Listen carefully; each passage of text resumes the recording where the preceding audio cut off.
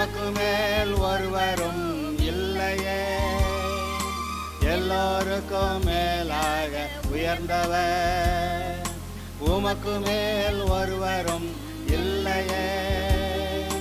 அல்லேலூயா, அல்லேலூயா, அல்லேலூயா, ஆமென்.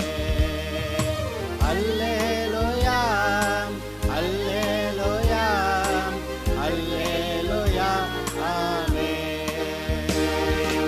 ஒருவரால் சிருஷ்டிக்கப்படாமலே தாமாக என்றென்றும் இருப்பவர். ஒருவரால் சிருஷ்டிக்கப்படாமலே தாமாக என்றென்றும் இருப்பவர். அல்லேலூயா, அல்லேலூயா. இப்போதும் கூட நீதிமொழிகள் புஸ்தகத்தை படித்து கொண்டிருக்கிறோம். கடந்த செய்தியிலே 3வது அதிகாரம் 13வது வசனத்திலிருந்து பார்த்தோம். இப்பொழுது 13 முதல் சில வசனங்களை வாசித்துவிட்டு புதிதாக நான் பேசுகிறேன். ஞானத்தை கண்டடைகிற மனுஷனும் புத்தியை சம்பாதிக்கிற மனுஷனும் பாக்கியவான்கள். அதன் வர்த்தகம் வெள்ளி வர்த்தகத்திலும் அதன் ஆதாயம் பசும்பொன்னிலும் உத்தமமானது. முத்துக்களை பார்க்கலாம் அது விலையேற பெற்றது, நீ இச்சிக்கத்தக்கதொன்றும் அதற்கு நிகரல்ல. அதன் வலது கையில் தீர்க்காயுசும் அதன் இடது கையில் செல்வமும் கனமும் இருக்கிறது. அதன் வழிகள் இனிதான வழிகள், அதன் பாதைகளெல்லாம் சமாதானம். அது தன்னை அடைந்தவர்களுக்கு ஜீவ விருட்சம், அதை பற்றி கொள்கிற எவனும் பாக்கியவான்.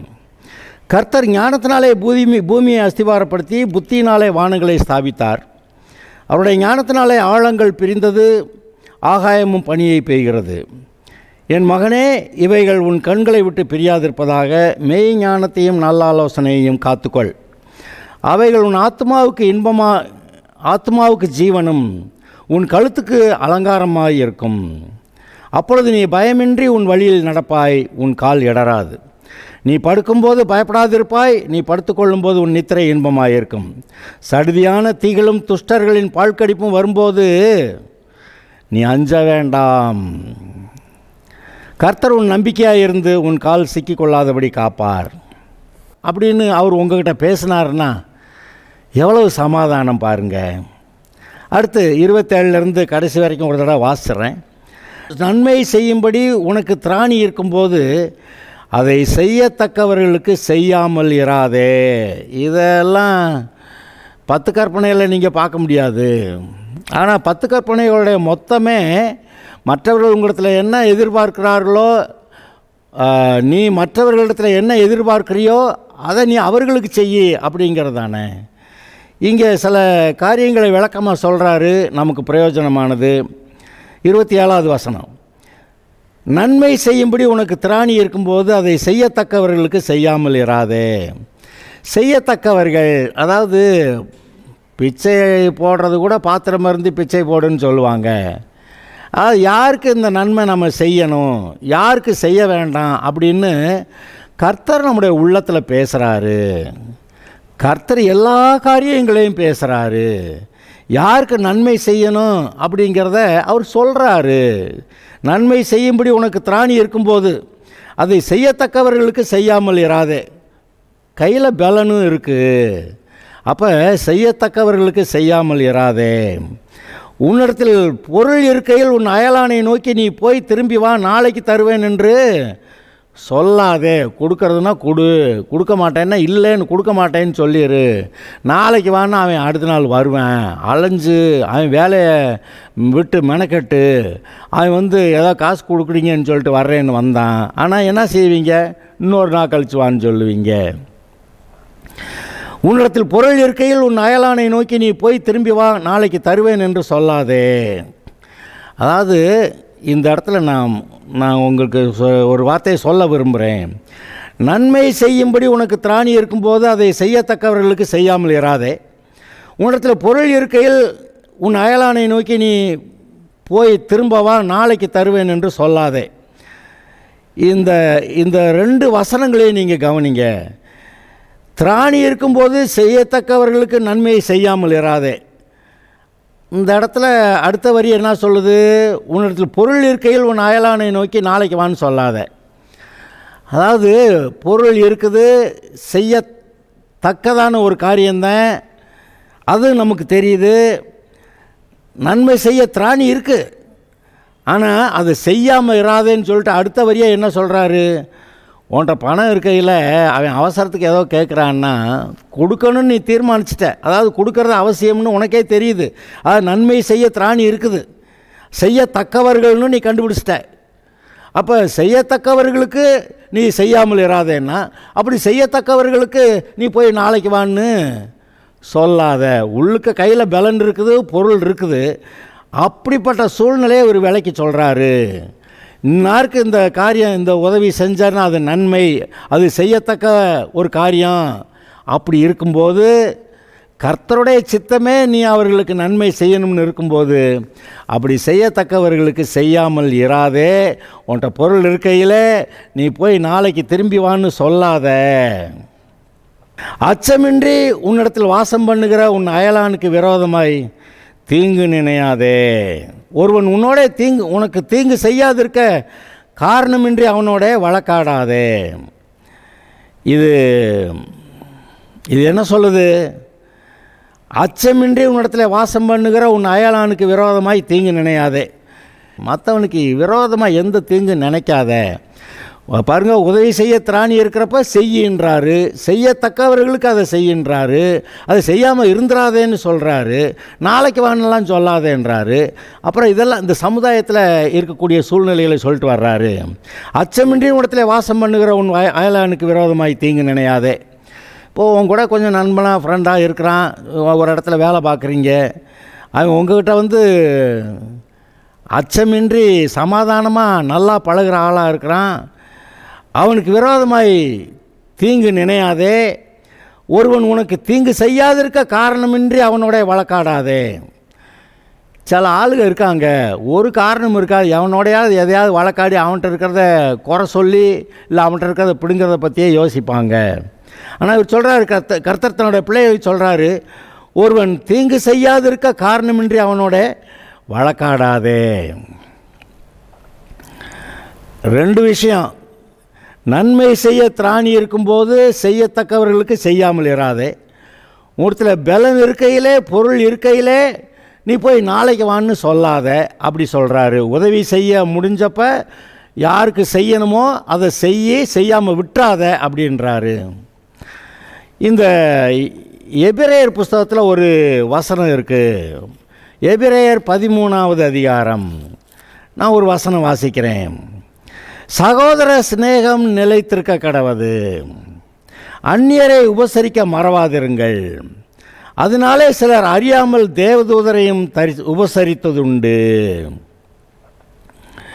கட்டப்பட்டிருக்கிறவர்களோட நீங்களும் கட்டப்பட்டவர்கள் போல அவர்களை நினைத்து கொள்ளுங்கள். நீங்கள் சரீரத்தோடு இருக்கிறவர்கள் என்று அறிந்து தீங்கு அனுபவிக்கிறவர்களை நினைத்து கொள்ளுங்கள். அதாவது ஏற்ற சமயத்தில் யாருக்கு தீங்கில் இருக்காங்களோ அவங்களுக்கு உதவி செய்ய முடிஞ்சால் செய்யி அப்படின்னு சொல்ல வர்றாரு. இங்கே அதுதான் இங்கே அது மாதிரி சொல்கிறாரு, செய்யத்தக்கவர்களுக்கு நீ அந்த நன்மையை செய்யாமல் இருந்துடாத அப்படி சொல்லிவிட்டு பொருள் இருக்கையில் போய் நாளைக்கு வான்னு சொல்லாத.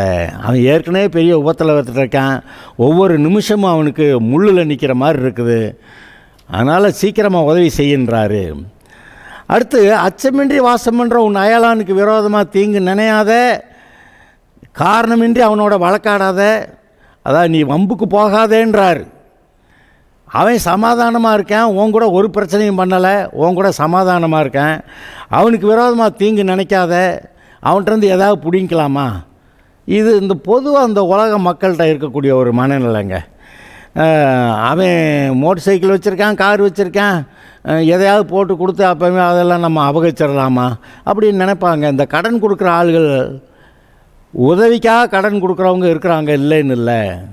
ஆனால் அநேகர் கடன் கொடுக்கும்போது அவன் கொடுக்க மாட்டேங்கிற நிலமை, கொடுக்க முடியாதுங்கிற நிலமை வந்துருச்சுன்னா அவன்கிட்டருந்து இதை சுற்றலாம் அப்படின்னு சிலர் நினைக்கிறாங்க. ஆனால் கர்த்தர் சொல்கிறாரு, அச்சமின்றி வாசம் பண்ணுகிற உன் அயலானுக்கு விரோதமாய் தீங்கு நினையாதே, ஒருவன் உனக்கு தீங்கு செய்யாதிருக்க காரணமின்றி அவனோட வழக்காடாதே, கொடுமையுள்ளவன் மேல் பொறாமை கொள்ளாதே, அவனுடைய வழியில் ஒன்றையும் தெரிந்து கொள்ளாதே, கொடுமையுள்ளவர்கள் அது உங்களுக்கு தெரியும். இன்னன்னார் கொடுமையுள்ளவர்கள்னு சொல்கிறது கூட பயமாக இருக்குது. இவன் கொடுமைக்காரன்னு அப்படியே சொல்லணும்னா நீங்கள் தனிப்பட்ட விதத்தில் தான் சொல்ல வேண்டியிருக்குது. அப்படி கொடுமையுள்ளவர்கள் மேல் பொறாமை கொள்ளாதே. அவன் அப்படி சம்பாதிக்கிறான், அவன் இப்படி சம்பாதிக்கிறான், அவன் மட்டும் நல்லா இருக்கிறான் அப்படின்லாம் எதுவும் சொல்லி நீ பொறாமை கொள்ளாதே. அவனுடைய வழிகளில் ஒன்றையும் தெரிந்து கொள்ளாதே. இந்த பொல்லாத ஆட்கள்கிட்ட do not learn evil things, பொல்லாதவைகளை கற்றுக்கொள்ளாதே.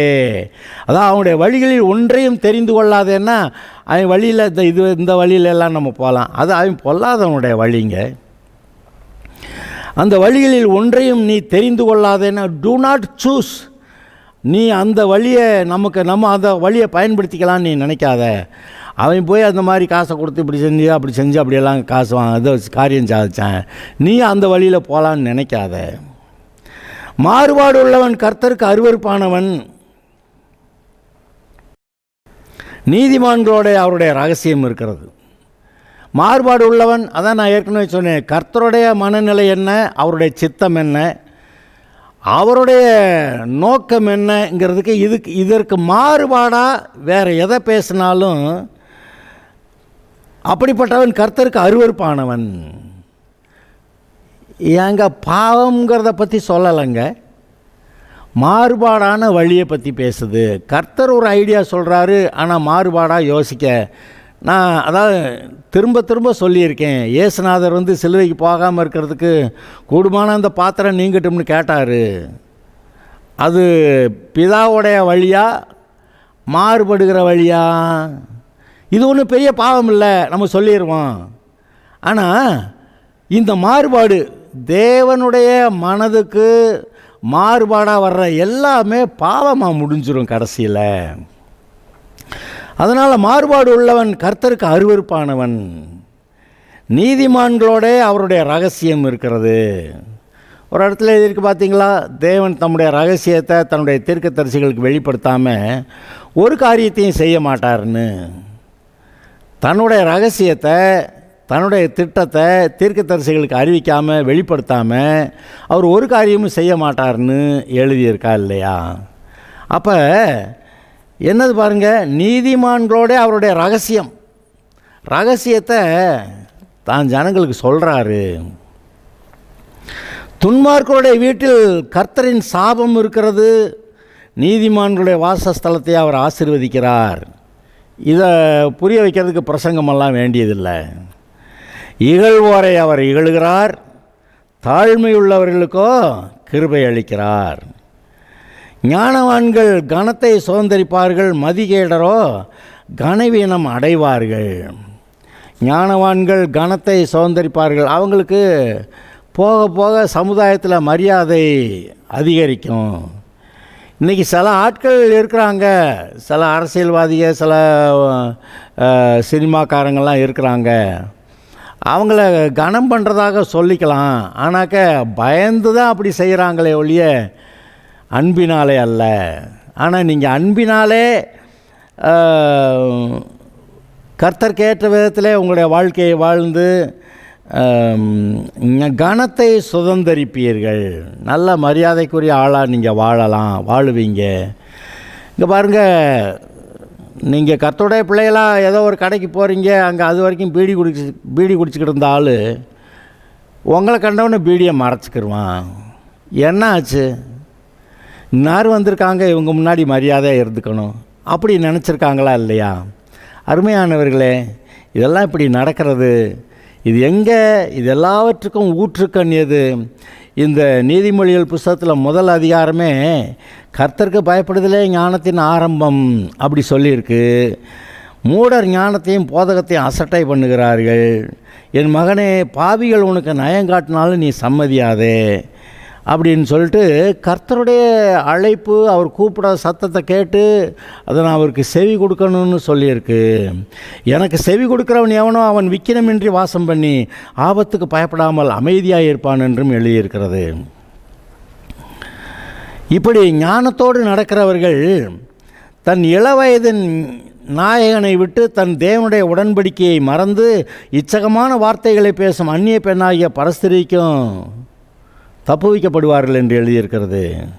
அவளுடைய வீடு மரணத்துக்கும் அவளுடைய பாதைகள் மரித்தோரிடத்திற்கும் சாய்கிறது. அவரிடத்தில் போகிறவர்களில் ஒருவரும் திரும்புகிறதில்லை, ஜீவப்பாதையில் வந்து சேர்கிறதும் இல்லை. ஞானம் இல்லாமல் போயிட்டால் எங்கெல்லாம் போய் மாட்டுவான்னு எழுதியிருக்கு பாருங்க. என் மகனே, என் போதகத்தை மறவாதே, உன் இருதயம் என் கட்டளைகளை காக்க கடவது. அவைகள் உனக்கு நீடித்த நாட்களையும் தீர்க்காயுசையும் சமாதானத்தையும் பெருக பண்ணும். எது ஞானம்? இன்னொரு எச்சரிக்கை சத்தம் 3வது அதிகாரத்தில், கிருபையும் சத்தியமும் உன்னை விட்டு விலகாதிருப்பதாக. கிருபையும் சத்தியம்ங்கிறது இயேசுநாதர் மட்டும்தான், வேறு யாரும் கிடையாது.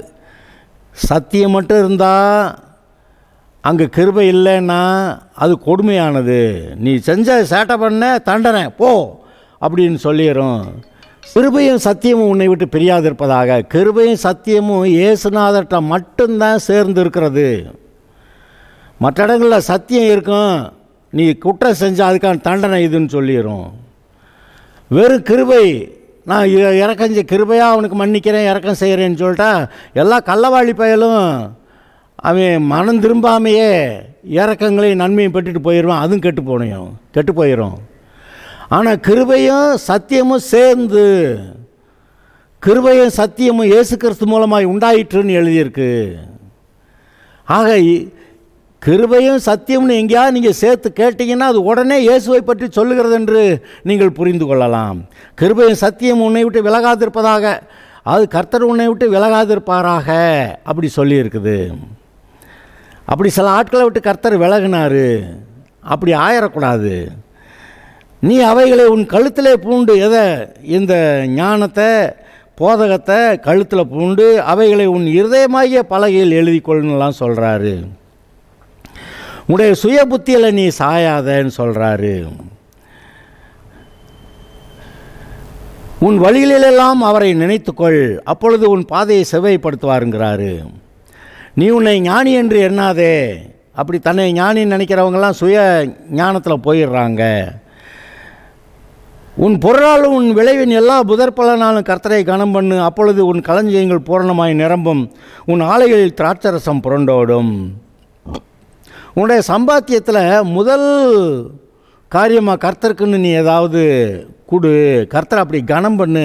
கர்த்தரை கனம் பண்ணுறதுக்குன்னு எதை எப்படி கொடுத்தா சரியோ, உங்கள் மனதில் சரியாக இருக்கோ அதை செய்யுங்கன்றாரு. அப்பொழுது உன் களஞ்சியங்கள் பூரணமாய் நிரம்பும், உன் ஆலைகளில் திராட்சரசம் புரண்டோடும். மகனே, கர்த்தருடைய சிற்றையை அற்பமாக எண்ணாதே, அவர் கடிந்து கொள்ளும்போது சோர்ந்து போகாதே. தகப்பன் தான் நேசிக்கிற புத்திரனை சிட்சிக்கிறது போல கர்த்தர் எவனிடத்தில் அன்பு கூறுகிறாரோ அவனை சிட்சிக்கிறார். நீங்கள் பிள்ளையாக இருக்கிறதுனால கர்த்தர் உங்களை சிட்சித்து செவ்வையான பாதையில் நடத்துகிறாரு. அதனால் அந்த சிட்சையை கண்டு சோர்ந்து போயிடாத. அவர் கண்டிக்கிறாரேன்னு சொல்லிட்டு சோர்ந்து போயிடாத. ஞானத்தை கண்டடைகிற மனுஷனும் புத்தியை சம்பாதிக்கிற மனுஷனும் பாக்கியவான்கள். அது ஞானம், அது கர்த்தருடைய வார்த்தை. நம்முடைய ஒவ்வொரு நாளும் நம்முடைய சூழ்நிலைகள் வித்தியாசமாக இருக்கிறது. நம்முடைய சூழ்நிலைகளுக்கு ஏற்றாற் போல நாம் எப்படி நடக்க வேண்டும் என்று நம்மை வழி நடத்துகிறவர். ஒவ்வொரு நாளும் வழி நடத்துவார். ஒவ்வொரு நாளும் காலையில் அவர் நம்மகிட்ட பேசுவார். அந்த ஞானத்தை சம்பாதிக்கும் போது அதன் வர்த்தகம் வெள்ளி வர்த்தகத்திலும் அதன் ஆதாயம் பசும்பொன்னிலும் உத்தமமானது. முத்துக்களை பார்க்கலும் அது விலையேறப்பட்டது. நீ இச்சிக்கத்தக்கதொன்றும் அதற்கு நிகரல்ல. பாருங்க, அவர் கொடுக்குற ஞானத்தை தவிர நமக்கு ஆசைப்படுற காரியம் எதுவுமே இருக்காதுன்றாரு. அப்படி ஏதாவது இருந்துச்சுன்னா அது ஆபத்தாக முடிஞ்சிடும். அந்த ஞானத்தோடைய வலது கையில் தீர்க்காயுசும் அதன் இடது கையில் செல்வமும் கனமும் இருக்கிறது. அதன் வழிகள் இனிதான வழிகள், அதன் பாதையெல்லாம் சமாதானம். அது தன்னை அடைந்தவர்களுக்கு ஜீவ விருட்சம். நான் தான் சொன்னேன், ஜீவ விருட்சத்தின் கனி மரணத்துக்கு ஏதுவான விருட்சத்தின் கனி. இந்த ஞானம் வந்துருச்சு, இந்த ஞானத்தை நீங்கள் ஏற்றுக்கிட்டீங்க அப்படின்னாவே உங்களுக்கு ஜீவ விருட்சமும் ஜீவ விருட்சத்தின் கனியும் அங்கே இருக்குது. எப்படி பார்த்தீங்களா? இன்றைக்கி நாம் ஆதாம் சோதிக்கப்பட்டது போல் இன்று நாமும் சோதிக்கப்படுகிறோம். ஆதாமுக்கு ஒரு நாள் சோதனை தான். ஹலோ, ஆதாமுக்கு ஒரு நாள் சோதனை தான். அன்னைக்கு பிசாசு வந்தால் இந்த மரமா அந்த மரமானு தீர்மானிக்க வேண்டியிருந்துச்சு. இவன் போய் அந்த மரத்தை தீர்மானிச்சிட்டான். ஆனால் இன்று உங்களுக்கும் எனக்கும் அந்த ஒரு நாள் அந்த அந்த சோதனை அல்ல. நமக்கு நம்முடைய வாழ்நாளெல்லாம் சோதனை இருக்கிறது. அதுக்கு ஒரு காரணம் இருக்குது. ஆதாம் பாவம் இல்லாதவனாக இருந்தான், சாகாமல் இருக்கிறதுக்கு சிருஷ்டிக்கப்பட்டிருந்தான், ஆளுகிறதுக்காக சிருஷ்டிக்கப்பட்டிருந்தான். ஆனால் இந்த பொய்காரன் அதை சொல்லி ஏமாத்தின உடனே ஒரே பாவத்தினால அவன் பாவியானா, மீதி எல்லாரும் பாவியானாங்க. ஆனால் இன்றைக்கி நீங்கள் ஆதாம் பாவம் இல்லாமல் இருந்தது போல் நீங்கள் இல்லை. இயேசுவின் ரத்தத்தால் கழுவப்பட்டு பூரணமாக இருந்தாலும் கூட பாவம் நிறைந்த ஜனங்கள் மத்தியில் குடியிருக்கீங்க. அப்புறம் ஏற்கனவே நீங்கள் செஞ்ச பாவமெல்லாம் உங்களுக்கு ஞாபகம் வேறு இருக்குது. அதனால் உங்களுடைய சூழ்நிலை வித்தியாசமாக இருக்குது. அவன் நீதியாக இருக்க இடத்துலேருந்து அநீதிக்கு போனேன். ஆனால் இப்போ நீங்கள் அநீதியான இருக்கக்கூடிய சூழ்நிலையிலேருந்து நீதிக்கு வரணும்னா பல சமயத்தில் நம்ம அதிலெல்லாம் குறைவுள்ளவர்களாக இருக்கோம், பார்த்தீங்களா? அதனால் அநேக இடங்களில் நம்மளை சரி பண்ணி, ஒவ்வொரு தடவையும் சரி பண்ணி, ஞானத்தை வச்சு ஒவ்வொரு தடவையும் நம்முடைய வாழ்க்கையை செவ்வையாக நடத்துறது ரொம்ப அவசியமாக இருக்குது. அதனால் நமக்கு சோதனை ரட்சிக்கப்படாததுக்கு முன்னாடியே சோதனை இருந்துச்சு. அது பாவம் செய்ய வைக்கிறது, அதிகமாக பாவம் செய்ய வைக்கிறது. ஆனால் இப்போ ரட்சிக்கப்பட்ட பிறகு பிசாசு எப்படியாவது அவன் பக்கம் இழுத்துட்டு போகலான்னு பார்க்குறான். அதனால் அவன் சோதனைகளை கொண்டு வர்றான், பாவ இச்சை ஆசைகளை காட்டுறான், எல்லாத்தையும் சொல்லி பயமுறுத்துகிறான், இல்லாட்டி கொன்றுவேங்கிறான். இப்படி எதையாவது சொல்லி நம்மளை பயமுறுத்தி கொண்டு போகிறேங்கிறான். ஆனால் நீங்கள் ஜீவ விருட்சத்தை கண்டடைய வேண்டும். அது எப்படி? கர்த்தர் கொடுக்குற வார்த்தைகளை ஏற்றுக்கொண்டு, அதுதானே ஞானம். அந்த ஞானத்தில் நடக்கும்போது அது உங்களுக்கு ஜீவ விருட்சமாக இருக்கிறது என்று சொல்லியிருக்கிறது. அதை பற்றி கொள்கிற எவனும் பாக்கியவான். கர்த்தர் ஞானத்தினாலே பூமியை அஸ்திவாரப்படுத்தி புத்தியினாலே வானங்களை ஸ்தாபித்தார். அதாவது இதெல்லாம் நீங்கள் வானங்களை பார்த்தாதான் அது எவ்வளவு புத்தியாக ஞானமாக செஞ்சார்னு தெரியும். இந்த சூரிய குடும்பம்னு சொல்லுவீங்க, இது சுற்றி இருக்கக்கூடிய கோள்கள், அப்புறம் இந்த சந்திரன் போல் இருக்கக்கூடிய துணைக்கோள்கள், இதெல்லாம் அப்படி அதாவது பாதையில் ஒழுங்காக போய்கிட்டு இருக்கு, பார்த்தீங்களா?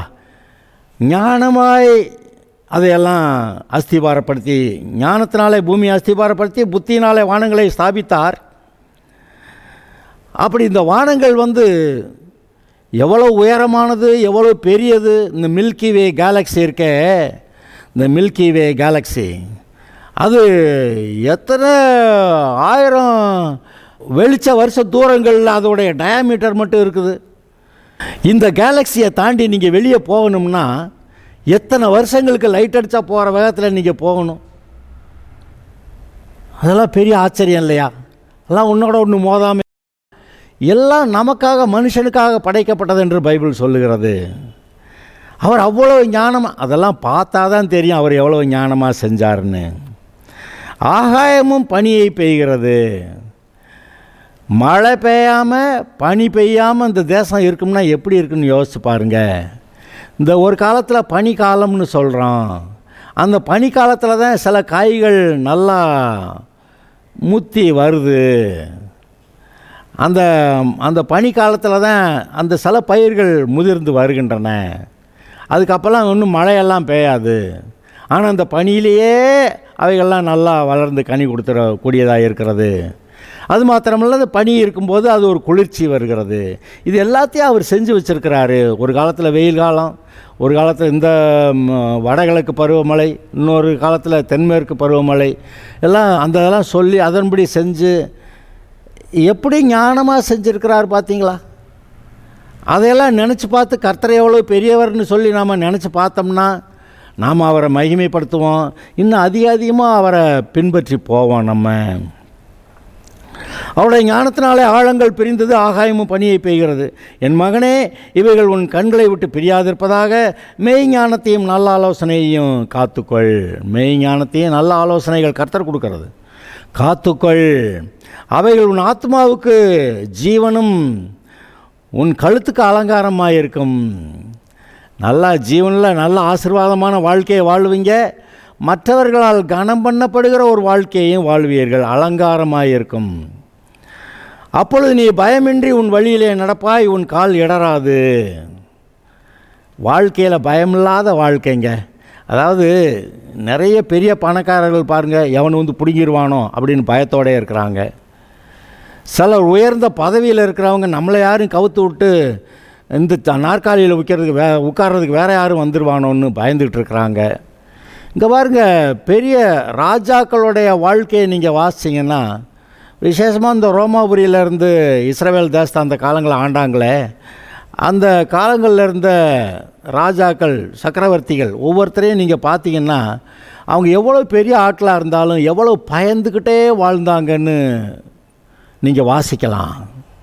இங்கே சொல்கிறாரு, நீ ஞானத்தில் நடந்தேன்னா நீ பயமின்றி உன் வழியிலே நடப்பாய், உன் கால் இடராது, நீ படுக்கும்போது பயப்படாது இருப்பாய், நீ படுத்துக்கொள்ளும்போது உன் நித்திரை இன்பமாயிருக்கும், சடிதியான தீகளும் துஷ்டர்களின் பால்கடிப்பும் வரும்போது நீ அஞ்ச வேண்டாம், கர்த்தர் உன் நம்பிக்கையாக இருந்து உன் கால் சிக்கிக்கொள்ளாதபடி காப்பார் அப்படி சொல்கிறாரு. இந்த தாவீது ராஜா ஓரளவுக்கு பயமில்லாமல் செவ்வையாக வாழ்க்கையை வாழ்ந்து தேசத்தையும் தேவனுக்கேற்ற விதத்தில் வாழ்ந்ததுக்கு காரணம் என்ன? அவன் கர்த்தரிடத்தில் ஆலோசனையை பெற்று பெற்று பெற்று கர்த்தருடைய ஞானத்தில் அவன் வாழ்ந்திருந்தான், கர்த்தருடைய கிருபையின்படி வாழ்ந்தான். அவனுடைய காலத்தில் நியாயப்பிரமாணமும் இருந்தது. ஆனால் நியாயப்பிரமாணத்தை ஓரம் கட்டிட்டு தேவனிடத்தில் அன்பு கூர்ந்து அவருடைய கிருபையிலே அவன் வாழ்கிறவனாக இருந்தான். அதுபோல் இன்றைக்கு நாமும் கூட அவருடைய கிருபையிலே வாழும்படி நமக்கு சொல்லப்படுகிறது. இந்த கடைசி பகுதியை மறுபடியும் நான் வாசிக்கிறேன். கர்த்தர் உன் நம்பிக்கையாக இருந்து உன் கால் சிக்கிக்கொள்ளாதபடி காப்பார், நன்மை செய்யும்படி உனக்கு திராணி இருக்கும்போது அதை செய்யத்தக்கவர்களுக்கு செய்யாமல் இராதே, உன்னிடத்தில் பொருள் இருக்கையில் உன் அயலானை நோக்கி நீ போய் திரும்பி வா, நாளைக்கு தருவேன் என்று சொல்லாதே, அச்சமின்றி உன்னிடத்தில் வாசம் பண்ணுகிற உன் அயலானுக்கு விரோதமாய் தீங்கு நினையாதே, ஒருவன் உனக்கு தீங்கு செய்யாதிருக்க காரணமின்றி அவனுடைய வழக்காடாதே, கொடுமையுள்ளவர்கள் மேல் பொறாமை கொள்ளாதே, அவனுடைய வழியில் ஒன்றையும் கற்றுக்கொள்ளாதே, தெரிந்து கொள்ளாதே, மாறுபாடுள்ளவன் கர்த்தருக்கு அருவருப்பானவன். மாறுபாடுள்ள, மறுபடி சொல்கிறேன், கர்த்தருடைய யோசனை என்னவோ அதுக்கு மாறுபட்டு பேசுறது அதெல்லாம் கர்த்தருக்கு அருவருப்பானது. நீதிமான்களோட அவருடைய ரகசியம் இருக்கிறது, துன்மார்க்கனுடைய வீட்டில் கர்த்தருடைய சாபம் இருக்கிறது, நீதிமான்களுடைய வாசஸ்தலத்தை அவர் ஆசீர்வதிக்கிறார். என்ன அருமையான வார்த்தைகள்! நீங்கள் நீதிமான்கள் தானே, இயேசுவை ஆண்டவராக ஏற்றுக்கொண்டவங்க தானே, இயேசுவை ஏற்றுக்கொண்டவங்க தானே நீதிமான்கள்னு பைபிள் சொல்லுது. அப்படி நீதிமான்களாக இருக்கிறவங்க நீங்கள் தொடர்ந்து தேவனுடைய பலத்தினால, அவர் கொடுக்குற ஞானத்தினால நீதியின் பாதைகளில் நடப்பீங்க. அல்லேலூயா. துன்மார்க்கருடைய வீட்டில் கர்த்தருடைய சாபம் இருக்கிறது, நீதிமான்களுடைய வாசஸ்தலத்தை அவர் ஆசீர்வதிக்கிறார். இகழ்வோரை அவர் இகழ்கிறார், தாழ்மையுள்ளவர்களுக்கு கிருபை அளிக்கிறார். தாழ்மையுள்ளவர்கள், இயேசு சாந்தம் மனத்தாழ்மையுமா இருந்தார்னு போட்டிருக்கு. இன்றைக்கி நம்ம கர்த்தர் முன்னாடி தாழ்மையாக இருக்கும்போது அது நமக்கு சமாதானம். இகழ்வோரை அவர் இகழுகிறார், தாழ்மையுள்ளவர்களுக்கு கிருபை அளிக்கிறார். இந்த தாழ்மை இல்லைன்னா அவன் யாரையாவது திட்டிக்கிட்டே தான் இருப்பான், இகழ்வான். அந்த தேவனுக்கேற்ற இந்த மனத்தாழ்மை நமக்குள்ளே இருக்கும்போது மற்றவர்கள் மேலே குற்றஞ்சாட்டாத, குற்றம் சொல்லாத அப்படின்னு சொல்கிறாருல்ல, ஏன்னா பின்னாடி நீ அதே செய்வா, அப்புறம் அந்த இதில் குற்றவாளி ஆயிடுவேன்னு. அதனால் நாம் கர்த்தருக்கு பயந்து செவ்வையாய் நடப்போமாக, கர்த்தர் நம்மை ஆசீர்வதிப்பார். ஞானவான்கள் கனத்தை சுதந்தரிப்பார்கள், மதிகேடரோ கனவீனத்தை அடைவார்கள். அல்லேலூயா. இந்த வசனங்களை கேட்டீங்க, இதை யோசித்து பாருங்கள். கர்த்தருடைய ஞானத்தை பற்றி கொள்ளுகிறது, சம்பாதிக்கிறதே நமக்கு நல்லது, பிரயோஜனம் உள்ளது. கர்த்தர் உங்களை ஆசீர்வதிப்பாராக.